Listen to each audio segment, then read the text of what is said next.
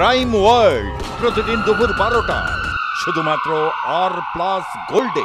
Mimicry বিতর্কে সরগরম বঙ্গ রাজনীতি। বড়দিনের আনন্দেও জিয়ে রইল সেই বিতর্ক। সজল ঘোষ ফের সুর চড়ালেন কল্যাণ বন্দ্যোপাধ্যায়ের বিরুদ্ধে।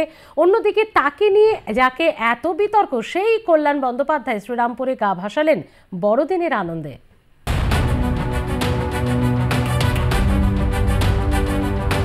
রাজ্যসভার চেয়ারম্যানকে ব্যঙ্গ করায় বঙ্গ বিজেপির রোষে তৃণমূল কংগ্রেসের সাংসদ কল্যাণ বন্দ্যোপাধ্যায়। কখনো তার বিরুদ্ধে বিক্ষোভ, তো কখনো তাকে নিয়ে তুলোধনা করতে ছাড়ছে না বিজেপি নেতৃত্ব। বড়দিনেও তার রেশ পাওয়া গেল হাওড়ায়। দলীয় এক অনুষ্ঠানে যোগ দিতে গিয়ে কল্যাণ বন্দ্যোপাধ্যায়কে এক হাত নিলেন বিজেপি নেতা সজল ঘোষ। পরামর্শে শুনে কটাক্ষ ছুড়ে দিলেন তৃণমূলের সাংসদের উদ্দেশ্যে।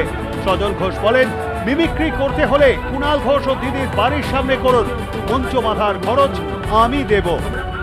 উনি তো মিমিক্রি আর্টিস্ট, আমি বলবো ওনাকে একবার ওই কুণাল ঘোষের বাড়ির সামনে গিয়ে একটা স্টেজ আমি বেঁধে দেবো, যা খরচা হয়, যা ওনার শিল্পের যা দাম হয়, একবার কুণাল ঘোষের মিমিক্রি করতে। কি বলবো, এখন সাংসদ যদি বলে মিমিক্রিটা শিল্প, নিশ্চয়ই শিল্প, তাহলে তুমি করো, দিদির মিমিক্রি করো। আমরা যদি এখন দেখাই ল্যাংড়া পায়ে কিভাবে ফুটবল খেলছে, সেটা ভালো লাগবে, সেটা সমীচীন হবে। চপের পর বিসর্জনের পর মানে কার্নিভাল, শিল্পের পর এখন মিমিক্রি শিল্প। তাকে নিয়ে যখন বঙ্গ রাজনীতি সরগরম, তখন সেই কল্যাণ বন্দ্যোপাধ্যায় রয়েছেন বেশ খোশ মেজাজেই। 25শে ডিসেম্বর শ্রীরামপুর চার্চের সামনে তাকে গান গাইতে দেখা গেল।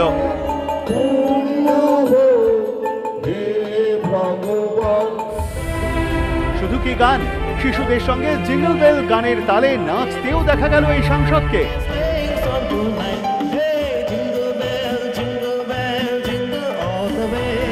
কল্যাণ বন্দ্যোপাধ্যায়ের বড়দিনে খোশ মেজাজের এই ছবি দেখে একটাই কথা বলা যায়, বিজেপি যতই তাকে নিয়ে গলা ফাটাক না কেন, তিনি রয়েছেন স্বমেজাজেই।